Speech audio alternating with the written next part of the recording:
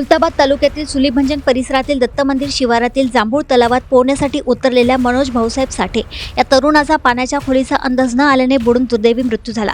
रविवारी सुट्टीचा आनंद घेण्यासाठी मनोज साठे हा आपले मित्र अमोल टेकाळे, स्वप्नील खदारकर आणि जितेंद्र भोसले यांच्यासह तलाव परिसरात फिरण्यासाठी आला होता। दुपारी सुमारे 1:30 वाजेच्या सुमारास मनोज साठे पोहण्यासाठी तलावात उतरला, मात्र पाण्याचा अंदाज न आल्याने तो बुडू लागला। त्याला वाचविण्यासाठी मित्र अमोल टेकाळे आणि स्वप्नील खदारकर यांनी तलावात उडी घेतली, परंतु त्यांनाही पोहता येत नसल्याने दोघेही बुडण्याच्या स्थितीत आले। यावेळी परिसरातील एका गोरख्याने प्रसंगावधान राखत मदतीसाठी धाव घेतल्याने दोघांचे प्राण वाचले। घटनेची माहिती मिळताच पोलीस हेड कॉन्स्टेबल किशोर गवळी, सिद्धार्थ सदावर्ते आणि भरत थोंबरे यांनी तातडीने घटनास्थळी धाव घेतली। त्यानंतर अग्निशामक दल व स्थानिक नागरिकांच्या मदतीने शोध मोहीम राबविण्यात आली। अथक प्रयत्नानंतर मनोज साठे यांचा मृतदेह तलावातून बाहेर काढण्यात आला।